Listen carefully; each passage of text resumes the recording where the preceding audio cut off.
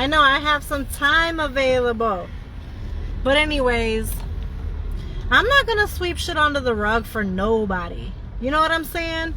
You know why? Because in any time in my life, ain't nobody ever done that shit for me. You know what I'm saying? I'm not sweeping nothing under the rug. It's like, if you have the nerve to say or do the things that you're saying or doing, I honestly don't care about your feelings, because if you didn't care about my feelings and you had a nerve enough to say or do half the shit you were saying and doing, it means you didn't care. You understand? So, at the end of the day, at least I've learned how. At least I've learned how to be a little bit nicer about situations, to where I'm like, you know what? I'll talk about shit because I have to let it out. But if you come to me, I'm going to tell you the same thing that the world knows. You know what I'm saying? I'm going to tell you, yeah, I have a problem. We have a problem. This is a problem. You know what I'm saying? I'm not going to sit there and honestly, be abused by you or be treated a certain way. And that's for anybody. If you have the nerve to say something to me or treat me a certain way, I'm not going to keep my mouth shut about it. I'm not going to go sit there in a corner and act like, it didn't happen. You know what I'm saying? Like, I'm not going to pretend. I'm not going to pretend that, you like me, I like you, like we're friends, because we're not. Like, that's the thing. If you did something a certain way and, we are a certain way, the thing is, I will be cordial. You know what I mean? I'll still be a cordial one. I'll still be, what's the word? Not the bigger person, but just, I'll still even acknowledge you if you did me wrong. I'll still be like, hey, even if I don't come and give you a hug like I like you, I'll still acknowledge you. I'm not going to act like, you don't exist, because I'm a decent person. You know what I'm saying? Like, to me, that's just the utmost disrespect. At the end of the day, not one person on the face of this planet deserves that much of a disrespect. But I will wipe you out completely out of my life. Like, to where people think that when they do or say these things to you, or they treat you a certain way, they literally think that you're not just gonna, like, say goodbye. Like, do you think that you hold that much space in my life to where I'm not gonna just move on and act like you don't exist? You know what I'm saying? Like, even though other people around you deal with you, put up with you, they bow down to you and all of that, do you think every single person that you come across, yes, I'll respect you. Yes, I'll respect what you say. And I'll be a respectful friend. I know how to be a friend. And that's another thing. Like, if I know how to be a friend, I expect you to be a good friend in return. You know what I'm saying? And, like, not all favors are going to be equal. You know what I mean? But a friend that at least tries to keep it as equal as possible, that's the kind of friend that I want in my life, that I need in my life. I can't keep giving away my precious time, effort, energy, love, attention, gifts, my presence, and everything, and you think that you don't have to do anything in return. That is not the way it works. And the thing about it is, now when I come across people that are like that, specifically females, okay, it's like, I've already experienced what true friendship really is. Like, I know what that is. And, like, it took me a while to understand that. Like, I have had real friendships. I have had real relationships. Like, real decent, down-to-earth, real female conversations. Like, companionship. I've had it. You know what I'm saying? So now I can understand, like, when I'm not getting it, I understand, and it's like, people show you something and then they show you that, you know what, I don't like you, I don't respect you, I don't hear you, I don't see you, And anything you're saying or you do, like, it's in one ear and out the other. Like, they prove that to you through their words and actions. And then after that, they blatantly disrespect you, right? And then they turn around after spitting in your face pretty much. They want to act like none of that happened. They want to act like you didn't just see what they just did. Like, you just got done doing a whole bunch of playing in my face, blatantly disrespecting me as if I'm not going to do nothing about it. You know what I'm saying? And the thing about it is at the end of the day, guess what? I'm not going to do anything about it. I'm really not. Because at the end of the day, guess what? I don't need to respond to your filth. Because at the end of the day, guess what? The best thing that you could have had is my presence in your life. Why? Because I'm a great person with a great heart, with a great personality that brings good energy into anyone's life that I put my presence into their life. Do you understand? Because I am who I am, I'm God's gift to whoever's life that God decides to bless me with. And that's not me being boastful. That is me knowing who I am. Learning, it took so many years for me to understand who I am, because I've had to search long and hard, because everyone has stood in my face and has tried to lie to me about who I am.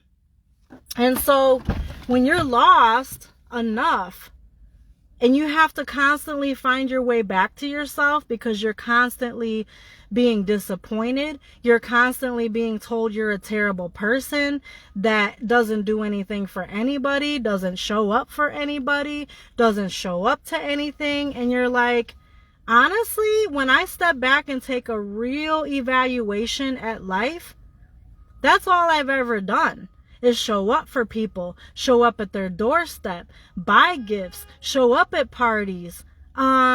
I show up for people. You know what I'm saying? But again, I say, I know people aren't going to be perfect. I know people aren't going to be able to show up for me all the time the way I show up for them. But if you can't do that, the least you can do is show up in other ways. You know what I'm saying? Like a phone call or a text every once in a while. Hey, just checking up on you just to make sure that you're okay. You acknowledging the fact that you know that I've shown up for you. You know what I'm saying? Listen to me every once in a while if I need a listening ear or a shoulder to cry on. It's not reciprocated the same way in the same manner all the time. But if you're not going to put that effort at all, and you're going to mistake me for some kind of fool that's just going to sit there, honestly, being some kind of rag doll that's just going to come running when you need someone, and yeah, I come through for you every time, but then when you don't need me no more because you have a bunch of other people around, or you're good to go now, all of a sudden, everything I say and do at that point is non-existent to you, and now I become invisible. I'm gonna notice that after a while. You understand? When it happens over and over, like the first time, okay, you know what, I'm gonna give you the benefit of the doubt. But when it continues to happen, I give myself that credit for continuing to try and continuing to give second and third chances. And I realize that I'm a friend of a second and a third chance. After you've already said or did something you shouldn't have said and did, made me feel invisible, I'm giving you the benefit of the doubt that it was an accident, that you didn't mean it. You understand? But when it becomes a pattern, I'm not going to ignore the pattern. I'm going to be like, wait a minute, like there's something wrong here. I love myself too much. I respect myself too much. But at the end of the day, now, there's nothing anybody can say about me. Why? Because I've shown up. I've did everything for everybody. I've given my time, my energy, my love, everything. And guess what? In my greatest times of need, no one showed up. I mean, I have my handful of people that have showed up. I'm not talking about you guys that know you've shown up for me, but specific people that were supposed to come through, that didn't, that saw that I was going through something. When honestly, I didn't need $1. I didn't need money from anyone. I didn't need a favor. All I needed was a shoulder to cry on. All I needed was a listening ear. I needed to tell somebody, like, I'm going through something. I just need someone there. And they just gave me 5 or 10 minutes just to vent it out. Vent out what I need to release so I could feel better.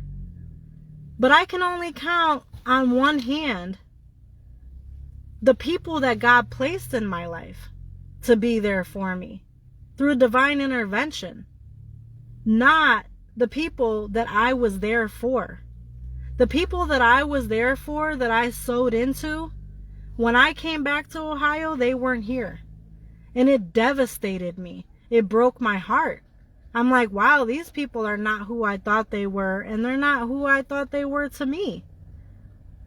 And these are people I've known my whole life, or I've known for 15, 20 plus years. And when you go through something like that, you quickly learn that you're on your own, and that you're sitting there wasting your time and energy and giving explanations to people when at the end of the day, they're not doing that shit for me. I don't owe the world as much of an explanation that I ever thought that I did. But again, I didn't have anyone around to teach me that. You can be unapologetically who you are, and you don't have to owe anyone an explanation about who you are and why you're doing what you're doing, or what you're trying to do, for that matter of fact. It's like, if you're not pouring into me, sowing into me, if you're not doing anything to contribute, you don't deserve an explanation. I don't have to explain anything. I don't have to say anything. When you realize and you've lived long enough as an adult, you begin to understand that when I'm down in the trenches, there's no one there for me at the end of the day. You know what I'm saying? So then, now, I'm beginning to get the freedom to speak how I feel. But I haven't always felt that way. But now it's like, damn, I'm holding my tongue back to save everyone's feelings when no one has saved my feelings or spared my feelings. My feelings haven't been spared. I've had no choice but to face reality in every situation that I've been through, because no one put that pillow under my ass to break me from the fall. So at the end of the day, I'm not going to sit there and sugarcoat shit for anybody else. I'm not doing that. I'm going to walk unapologetically in my truth. If you've done something to offend me, you could sit there and live with it. At the end of the day, I'm not going backwards. You understand? So if you did what you did or didn't do what you didn't do, you got to live with that shit. That's between you and God. You know what I'm saying? That ain't got nothing to do with me. I'm wiping my slate clean. You understand? Because I'm not going to spend the rest of my life being stuck on situations because people just simply want me to be stuck. I'm not going to do that. I'm not going to be stuck for you. You understand? I'm not going to be stuck because that's where you want me to be, because that's where you're at, because you can't move past shit. And yeah, I like to cuss. I might love Jesus. I might love God. I might love the universe and the angels. But guess what?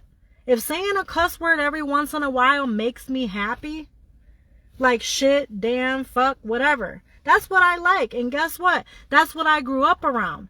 My stepdad cussed. My real dad cussed. I was raised around it. So even though I'm spiritual, I was raised in the streets of Cleveland. What do you want me to do? That's part of my personality. You know what I'm saying? It is what it is. And not everybody's willing to accept that. And everybody wants to, you know, sugarcoat it again. Like, oh yeah, everybody's just supposed to be perfect. A perfect little angel walking around. I'm not doing that no more. That's another part of my story that people don't know. My life has been on a platform. I've been on a platform my whole life. It's not just about Facebook. It's about the fact that everybody sees me. You know, they've known me. You know what I mean? And like, I've been a performer. You know what I mean? Like, I've been in the spotlight. Even in church. You know what I'm saying? Church for years, for my whole life. I've had to sit there and honestly, like, put a smile on my face and be a perfect kid. To where, oh yeah, don't do this to disappoint that person. Don't present yourself this way. Don't look angry. Don't be sad. Don't be mad. Don't be this. Don't be that. Do this, do that. Like, it's all about putting on a show. You understand? I've been putting on a show for half my life. And that's why I could sit here and put on a good ass show. But I'm saying, I'm breaking that illusion. The illusion of perfection. Perfection doesn't exist. You understand? I wake up and see myself in the morning. You know what I'm saying? You don't. You don't see me when I wake up. You don't see me when I'm going to sleep. You know what I'm saying? You don't know what I go through. And that's what I mean. Like, I'm here to shatter that illusion. There is no perfect person or perfect life on God's green earth. No matter what. So guess what? There is no reason to envy someone else. There's no reason to be jealous. You understand? There's no reason to be operating the way these sneaky snakes are operating. As if someone else around here got it better than you. You only got it as good as you want to have it because that's the work that you put in. You get what you work for. That's it. That's all it is. You get what you put out there. Whatever you sow is what you reap. You know what I'm saying? You want to reap the good shit, you got to sow the good shit. You want to reap the bad shit and you wonder why you're reaping the bad shit? It's because you're sowing the bad shit. That's the law of God. The law of the universe. I'm just going to give it to you plain. If you're where you at and you don't like where you're at, you got to talk to God about where you're at. You know what I'm saying? And miserable people just want to make everybody else miserable because they don't understand why they're still where they're at. And it's because you're doing messed up shit. Are you wishing other people evil and bad? Are you wishing death onto other people into different areas of their life? Are you envious, jealous? Are you literally, what is your brain like? How is your brain operating? If you're constantly wishing evil on other people that you think have better than you, you're sowing that seed into the spirit. And guess what? You're going to keep reaping that. And I think that people don't understand that. That is something that's not talked about. It's talked about in the tarot community, and that's why I like tarot. Even though I love God and Jesus and the universe and the angels and everything. I love everything that God created that exists. But church isn't talking about that enough. Everybody, in church, they want to talk about love and light, and we need the love and light. But we got to talk about why people keep ending up where they're ending up. And talk about real stuff about where people's minds are going. And the fact that people are casting spells by your thoughts. Your thoughts literally like produce results. You don't realize that you're a real live ethical being. You have the earth on the inside of you. You have the ability to create. So if your mind, if you keep speaking or thinking toward the universe, death onto other people, it's going to come back to you. And that's another thing. People don't get why they're stuck. And it's because you're not wishing good for others. Whatever you wish on others is what's going to come back to you. That's manifestation, one of the first manifestation rules. No matter how you feel, if you're not where you want to be, you still need to wish other people well and not evil. Because if you do, then you're going to continue to reap what you're reaping. That's the first tip I'm going to give. Even though you're not where you want to be, and there's other people that are where you want to be, you can't send them negative vibes. You can't send them negativity that their world's going to fall apart in any type of way. Sending them chaos is just going to unleash that chaos in your life. If you want to see another person fall or you want to see them stuck, guess what? You're putting yourself into a spiritual prison by doing that. And I've watched it happen my whole life, and I continue to watch it happen.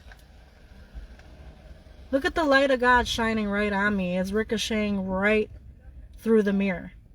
But that's exactly how God's Spirit comes down through us, into our vessel, into our being, right straight down. Is that not a sign? That's so crazy. God's anointing comes when you start wishing other people well, even though they have more than you. That's how you get to where you want to be, is by wishing others well, even though you're not where you want to be. Not allowing yourself to be envious and jealous and coveting what other people have. It's about being grateful and happy with what you have, even though you want more. You can't sit there and just want more. You have to embrace what it is you have and still pray to God for more. That's how it works. Pray to God for more, envision your future. Put a vision board together or gain your vision, yes.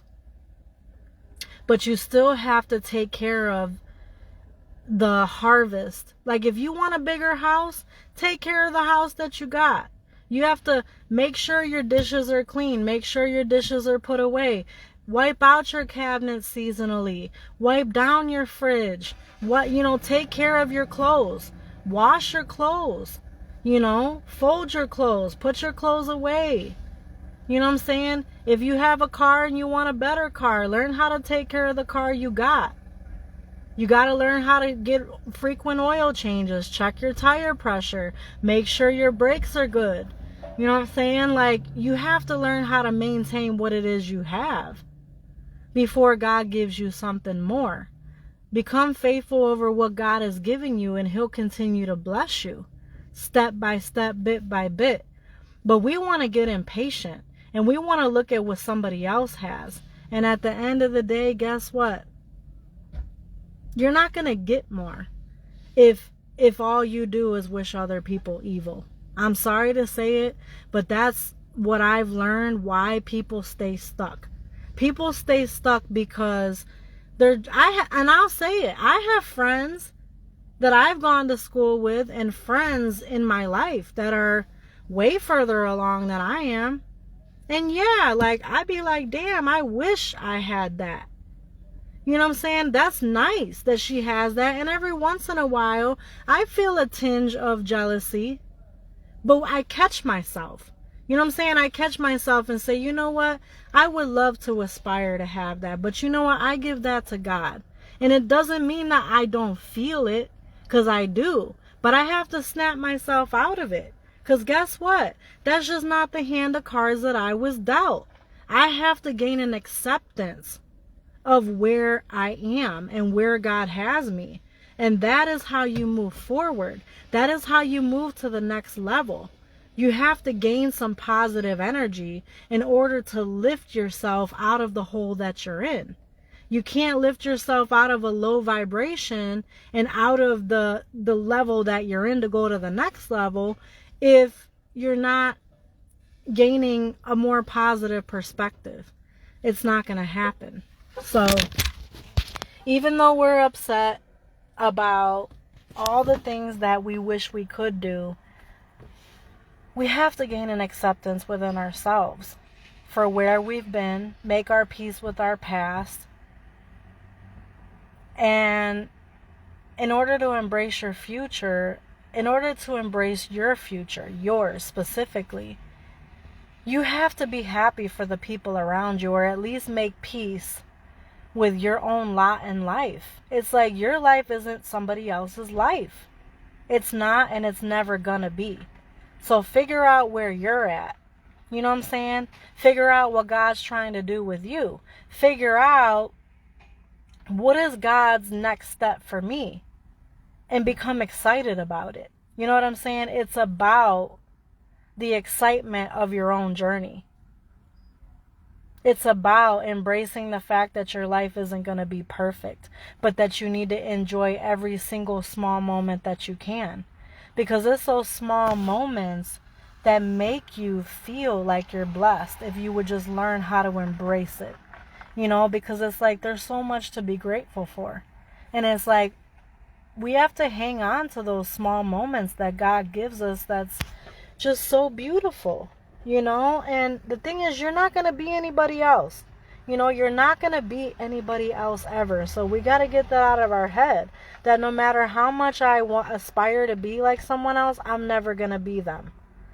So get your head away from someone else's lane and what they're doing and watching them all the time, to where you're like, you know what? Let me figure out what God has for me. Let me think about what gifts I have. What does God want to do with me? And start focusing a little bit more on yourself versus watching what God's doing in everybody else's life.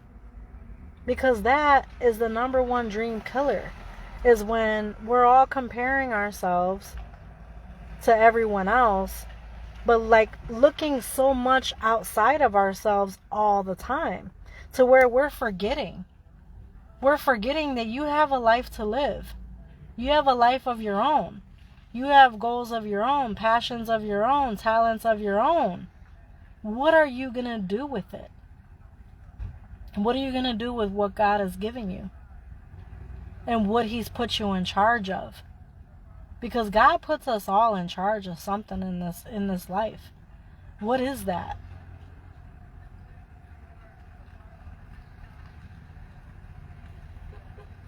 But I realize, though, that we have to stop comparing ourselves, and not just comparing, but allowing ourselves to get jealous. It's like jealousy is like a killer. Jealousy is a killer. Envy is a killer. Because you're telling God that your life isn't enough. What God is doing isn't enough. But really the problem is you're not focusing enough on yourself. You're focusing on what the world is doing. And you're not looking enough within yourself to say, I have to figure out how I'm going to make my life work for myself. Because that's where the happiness is going to come. Because now you're finally putting yourself in the driver's seat versus just being in the passenger seat while you're watching someone else drive. But anyways, I had to let that out, because that's a lot of what's going on right now in the world. Is that's why a lot of this, you know, this killing is happening, you know. People are too focused on what other people are doing. And that's a big problem. People aren't focusing enough on the beauty in their own lives. They don't even see the beauty in their own lives because they're too busy focused on the vacations that other people are taking, or the shoes that people are buying, or just the material shit. The material shit. You know what I mean? So, and I'm not gonna lie, I mean, yeah, every once in a while I fall victim to that. Like, I compare myself. But then it's like, I still have to be myself. I still have to live my own life. You know, so I hope this helped you guys. But I'm gonna keep uploading when I can, because it's a big help. You know what I'm saying? And I wanna, each and every day, I wanna put my time, my effort, my energy into things that are gonna last. And it's like, when we change our mind, we change our path. And that helps future generations. That helps your children. When you make different decisions, it puts them on a better path. So we want to keep breaking generational curses. And in order to do that, we have to learn how to do things in a more positive way.